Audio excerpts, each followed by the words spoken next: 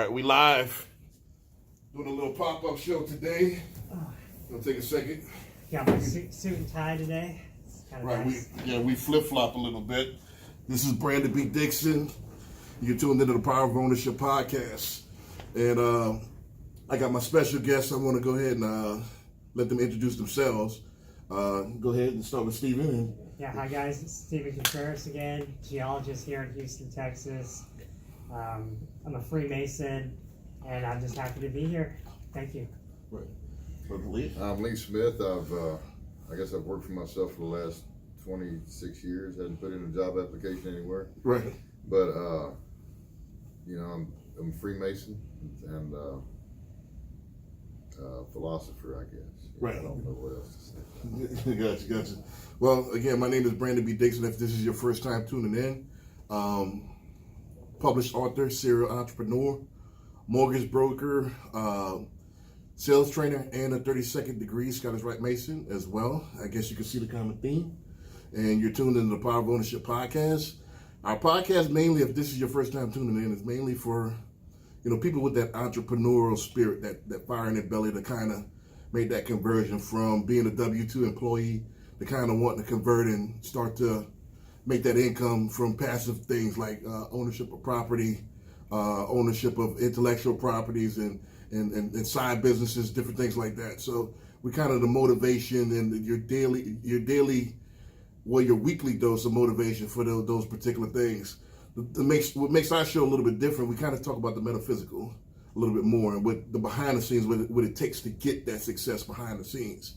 And I brought a couple of brothers on here to kind of talk about that. One of the things I wanted to talk about is, since today we're doing voluntary work right now, we're doing a lot of volunteer work, is how important do you think that the equilibrium of charity is to making your business successful?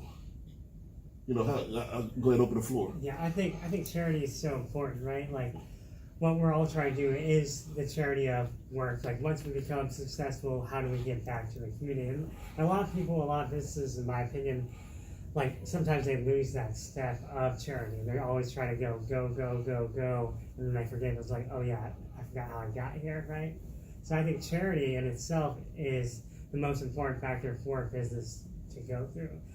And I think you should always be giving back to the community, volunteering, giving the donations to the poor or different organizations, sponsoring golf tournaments, things like that. I think those are really important.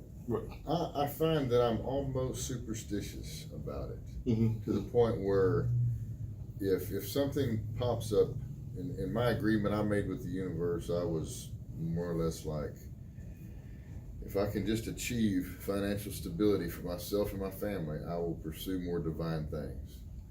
And so when I volunteer a lot as with funerals and things like that, and talking to people when they need it or whatever, I feel an obligation to the universe for situating me in a place where I can't believe I make a living doing the things I do. And I'm very grateful that I do. But at the same time, I know that I feel, like I said, almost superstitious. Like, if I don't maintain, a good side of me, that I'll lose that balance of success and charity, and maybe I make it superstitious for myself so I can keep it in my head as kind of a dynamic, Always fighting, right? Yeah, we're always struggling against higher nature, lower nature stuff. Right. Well, before I get started, my 2 cents on that is that, remember, all of our opinions are our opinions alone. We don't represent the opinions of the Grand Lodge of Texas. We're speaking as independent thinkers and free thinkers as well. We just happen to have this old common thread that we're all brothers in the same, under the same Grand Lodge. But my thing as far as charity, I think, us being the mind, man is mind, is that when you put that positive vibration out, you're actually programming the mind to actually propel itself, and excel at what you're doing. Because if you look at it, especially, if you deal with the Christ consciousness and stuff like that, we're not individuals per se. We were born to be communal.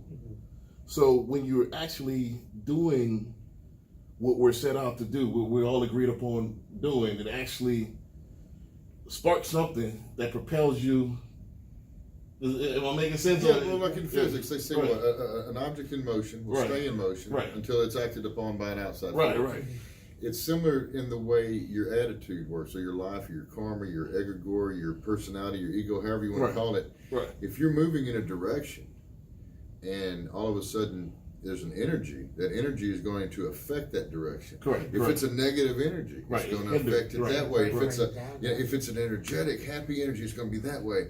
And so, if you think of yourself as, let's say, a particle that's Right. affected by the things you do to yourself, then you don't want to fill yourself with that negative energy Right. because it perpetuates, it breeds itself, and Right. it destroys us, Right. stuff around it. And you want to be a receiver, right? A receiver of the positive energies, the Right. positive vibrations. And so- you only receive what you put out. Exactly. Right. And that's why it's always charity. Right. So yeah, something about that charity, doing something bigger than yourself, or doing something for humanity as a whole. Something, it unlocks something in yourself to actually go harder, go more, and achieve more. Does that make sense? Yeah. So it's not only a balance; it actually is it's a propulsion system Mhm. that actually propels you, and you just seeing that smile on somebody else's face, or you made somebody else's day, or you gave somebody something that's going to take them to the next level, or they didn't know where the next meal was coming from, and you granted them that blessing. That some kind of way, I can't put it into words, but it propels you in your business. Yeah, no one can do what I do. With how I make my main money is I assist chefs in getting specialty items.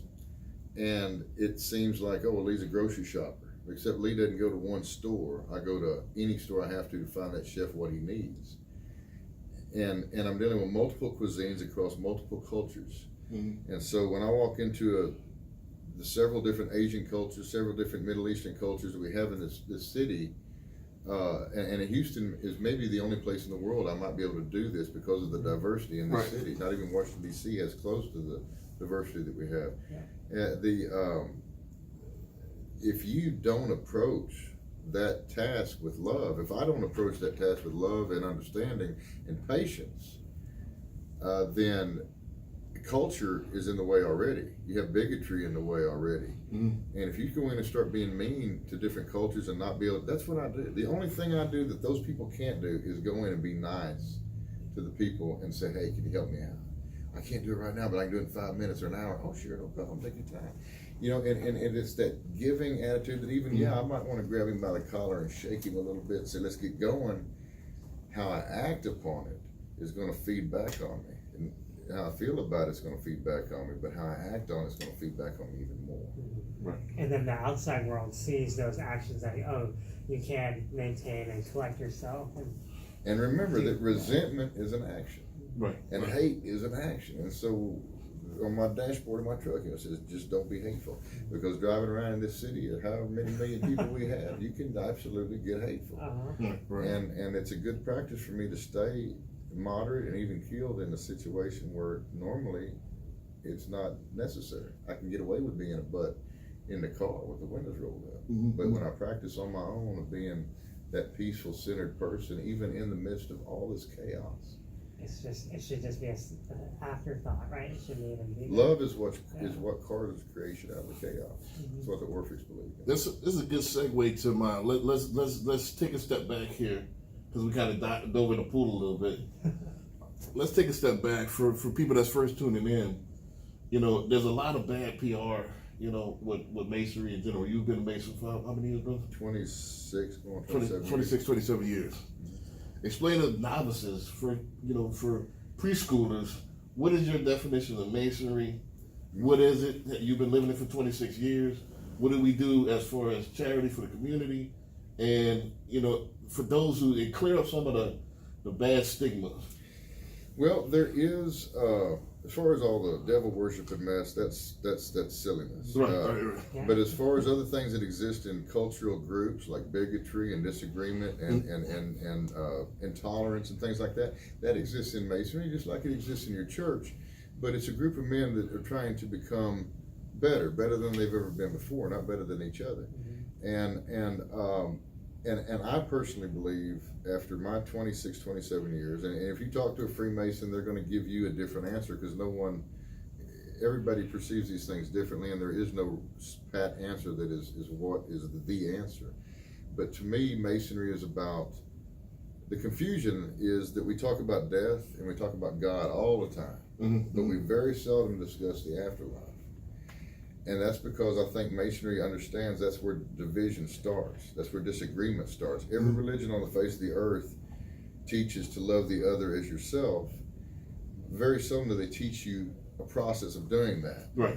And so We're pragmatists. yes. And so I believe that the Freemasonry is not about the afterlife. It's about how we act like while we're here. Exactly. Do we have a good life while we're here? Do we interact well? Do we produce well while we're here? Do we play well with others?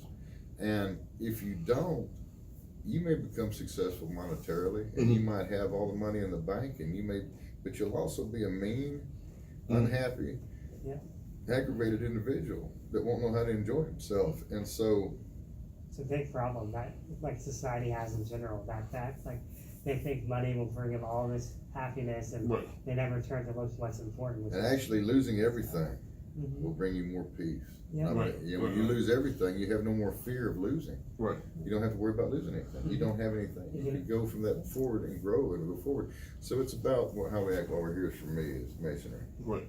Well, to kind of piggyback that particular point, I think a lot of people through TV and through media think in order to be successful, especially with my audience being, entrepreneurs coming up, think you got to be Scrooge McDuck. You got to be the Grinch or whatever in order to be successful. You got to be the shrewd person, the willing to step on your mother in order to get ahead.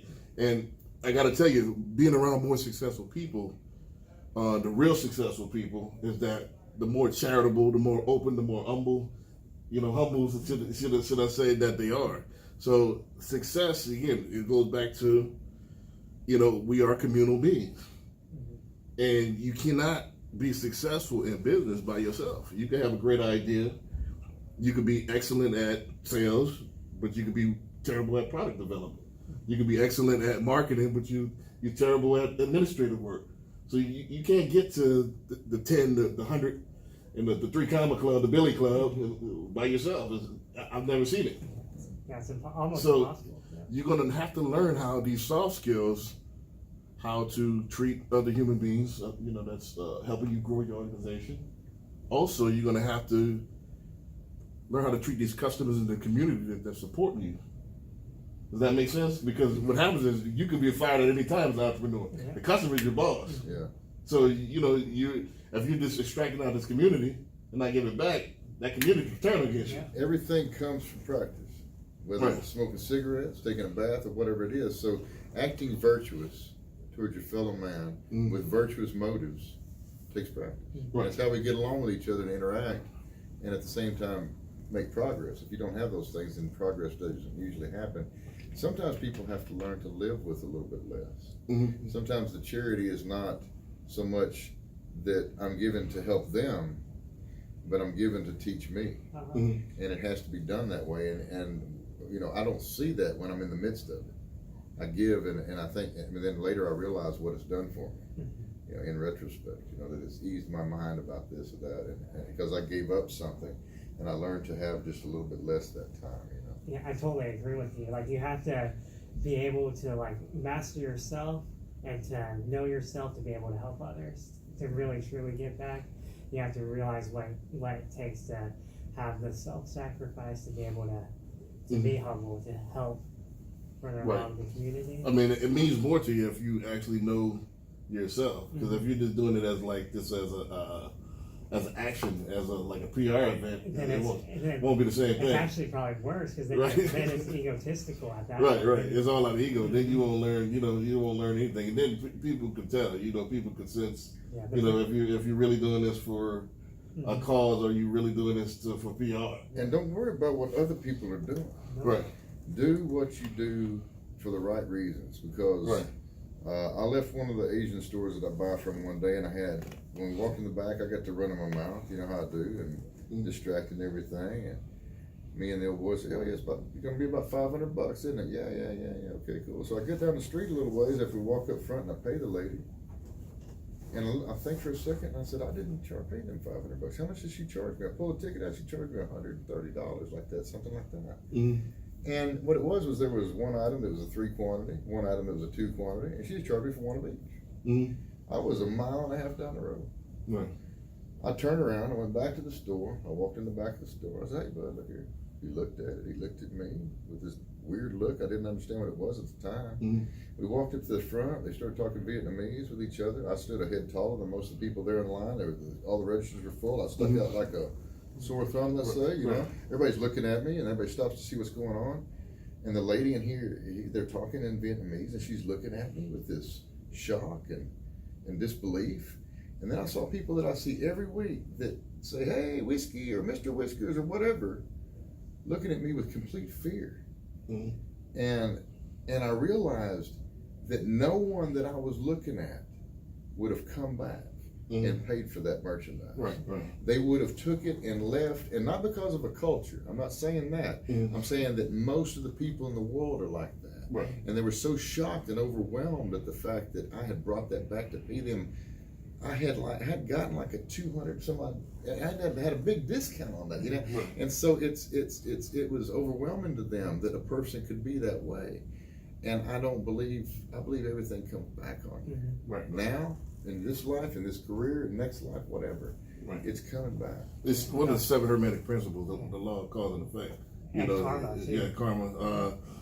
You brought an interesting point I want to expound on a little bit, and especially for novice entrepreneurs that think people that, and then we get a lot of them come in. You know, I'm at my, if people looking at the new scenery, I'm at my lodge right now. This is our home lodge. You know, people come in trying to get into masonry because they think it's going to help you in not only business, but it's going to help you be a kind of this above the law type individual. Wrong place. And some people only want the ring, right? Right. So with this, first of all, you're made a Mason at heart. Secondly, other Masons that are in high positions will be more critical of you if you're in a situation where you're breaking the laws, doing something morally that's adverse to humanity. So we're actually held to a higher standard. So people that's coming in and think they're going to get diplomatic immunity or a season ticket straight to Successville, you're probably at the wrong spot. We're all human beings that pledge at their heart, or do at their heart first, and pledge to their maker, their Most High, that they were going to be a person that's going to be upright. And Masonry gives you the tools to chip away at yourself and to make yourself better, chip by chip. So Lesson by lesson. Lesson by lesson, piece by piece, day by day. So people that's trying to get over or think this is a way to easy street, it's probably the wrong spot. And don't think for a second that we all feel the same way. Because there's going to be a guy that's very successful in masonry, and he's going to be a very title-seeking, superficial, with no type of real deal, no real change or paradigm alteration in his body or his mind through anything that he's experienced. It's going to be just the same steady. That's a badge of admiration. And that's the bad thing, is that people feel like when they get a degree or an award or whatever, that they've achieved a level of something like enlightenment. And it's like, no, you've only had this book open, or this door open to you. Now it's your job to walk through that and take it on and do these things. And lots of people will stay in masonry their entire life and never ever make an internal change like what we're talking about. Right. And you know what? I'm okay with that. It takes all kinds of pillars to hold up the structure. Right. Everyone's on different levels, right?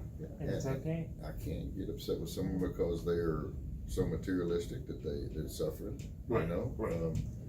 But sometimes it's not even that person's fault because like they're so into the material world that they can't get out. Right, they can't see any better. Yeah, I mean that's a great point. I want to segue a little. I want to take a little turn a little bit. You know, kind of switch gears for a second. I wanted to get you guys' opinion on like the bogus groups because I see your shirt. I'm gonna kind of the Illuminati. yeah, address the people that tie us together with these organizations. And could you expound a little bit on like bogus groups, spurious groups, groups that's outside of Masonry that people get us crossed up with? Well, I mean, the I don't know all those groups. Right. You know, for one thing, but For the novice that's looking in, they think it's all the same. yeah, there's so many. Masonry has the symbolic system, and somebody can take that symbolic system, steal it, co-opt it for their own use, Correct. and call themselves a Grand Lodge. Right. And in the city of Houston, you have over 30 Grand Lodges that are clandestine, Right. that are not lodges that we recognize. The reason we recognize lodges is because we're recognized by the United Grand Lodge of England, you know, but we're not subservient to them, but we like being recognized by them, so we try to fall in line with the same things they do, to a certain extent. Now, where you become irregular as an irregular lodge is when first thing you can do to become irregular is to introduce sectarian religion or partisan politics into your lodge and into your system. And usually religion and politics is what causes people to fragment and start their own little Grand Lodge anyhow. Right. And so these people are going to be unsuccessful in their endeavors. They're going to be distractions for other people.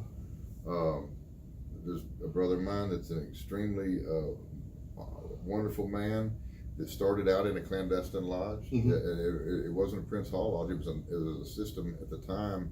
We used to believe, and the reason I say that is Texas Masons used to see Prince Hall as being clandestine. We don't anymore. It's not like There's that. still several more clandestine lodges out there that we do not recognize. And the reason we don't recognize it is because they make themselves irregular by doing things that we consider unmasonic.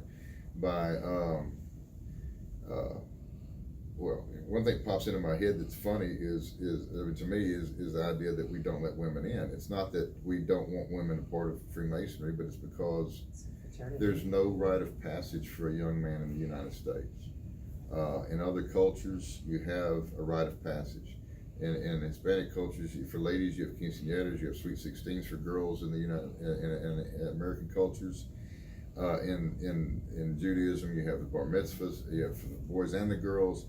You have nothing in the United States culture that tells you that you've become a man, except maybe the Boy Scouts. Right. The Boy Scouts take you, maybe that's the only other rite of passage available for a young American man. And so, you know, I was glad that I was a Freemason when my father passed away. It helped me get through those things, you know, and filter through, projecting on these other guys what I needed from them, you know. And so, you know, it can be so much more than what people really think it is, and it's so much less than what people really think it is. Right. You know, the conspiracy stuff to me is based on one word, and it's based on the word utopia. Because Masons believe in situating a worldwide brotherhood that loves each other across all these lines and all this stuff. And see, people today, when they think of utopia, they think of things like Hitler and Pol Pot, who like destroyed Laos. You know, marked everybody out in the woods, and he wanted to destroy the history of Laos, where nobody remembered it. And he was successful. They're still like 1,000 years behind us. They used to be in office buildings. And so when you look at utopia, it doesn't have a very good history. And so when you look in the Kabbalah and you see something talking about the everlasting house of God and the structure being built there, the spiritual structure, you know, people don't understand that the everlasting house of God sits on a foundation that's the whole earth.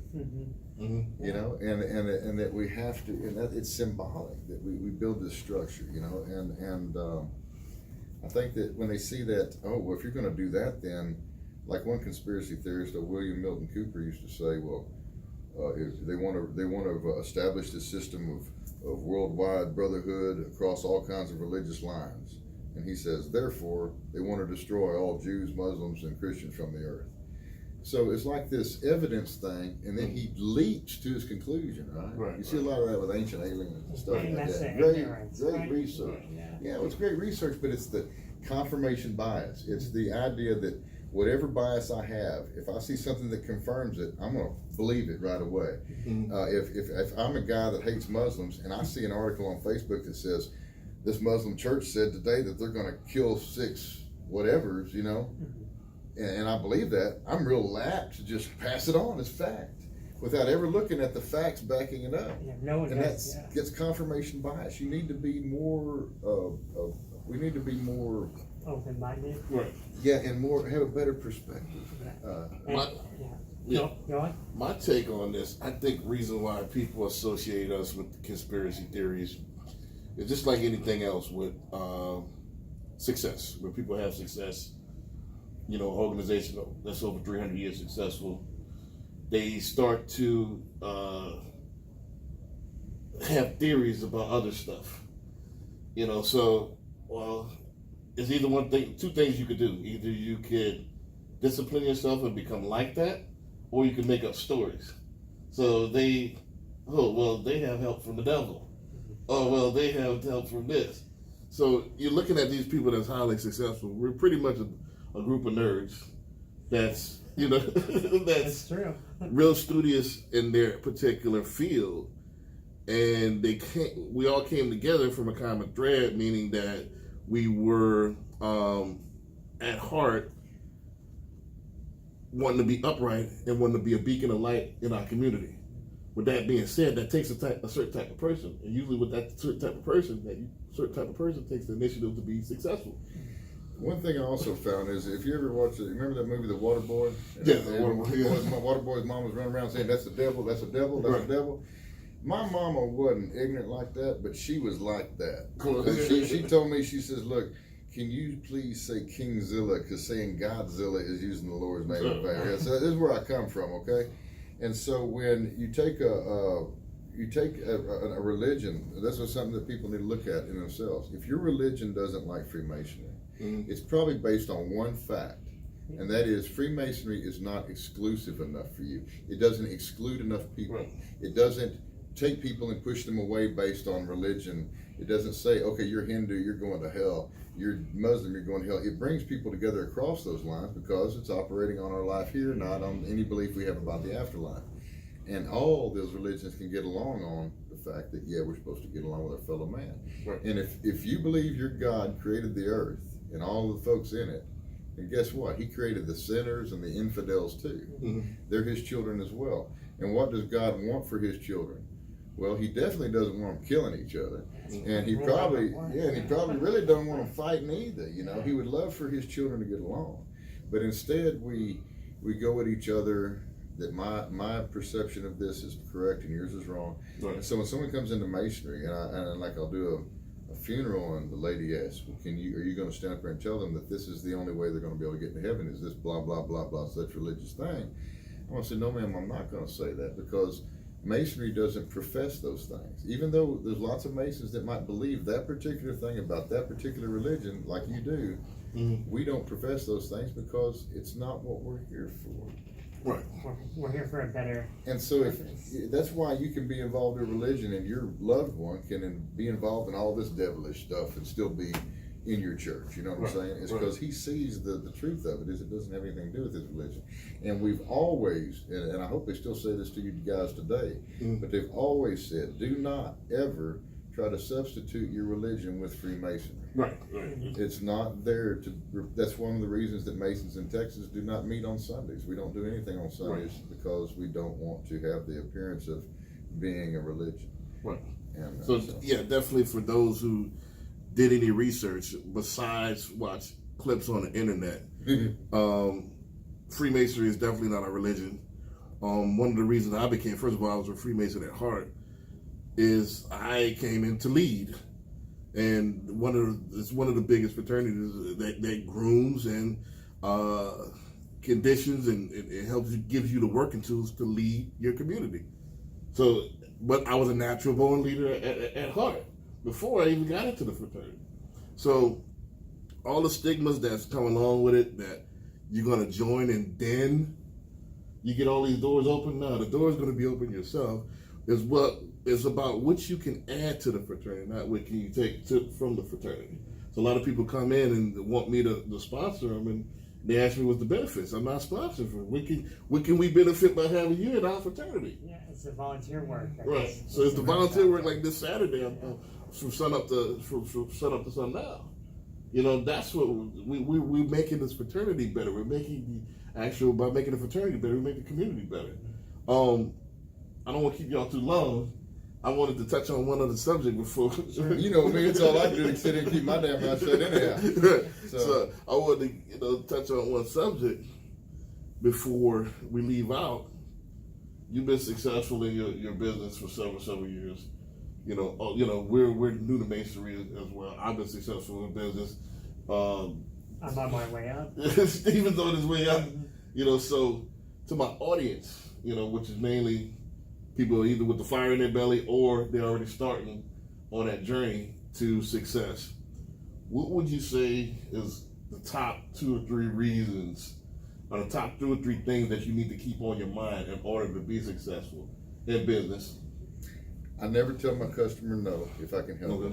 I always am there, and I'm always, just being there makes a big difference. Just letting them know that you're always available to them makes a tremendous amount of difference. It tripled my business, just them knowing that I was always there when my other business went away. Right. And to me, the other thing that I'm going through right now that I think is very important is create your day when you wake up. Don't worry about things. Like I said, if you're gonna make up crap, make up good stuff. Right. Don't sit there in your mind and fictionalize all the bad stuff that you're worried about happening. You might as well get under the covers and kick your feet. But instead of that, just get up and make up another story, a good one, in your head. And when I do it, I know it sounds silly at first, it's kind of Alice in Wonderland, but realistically, it's no different than you sitting there worrying your damn self to death over some other stuff that's just as unreal. You'd be surprised, like how much time is wasted on worrying and like worrying about things that don't matter. Like I really like what you said, because if you wake up every day thinking, I'm going to do the best today, you're going to do the best that you can today. Right. It's all in the mind. And this is the Power of Ownership podcast. It's probably the only, a lot of people, I know it's brand new, but this is the thing. We're actually really giving you tangible nuggets. Life lessons. And life lessons that you really could use that nobody else is really giving. A lot of people, if you really sit and analyze the podcast, go back. We are giving you jewels upon jewels that can help you be successful. What he just said, what the brother just said, was so important, is that the mind controls everything. If you put in your mind that, you know, you're worried, first of all, especially in my community, it's big on distractions.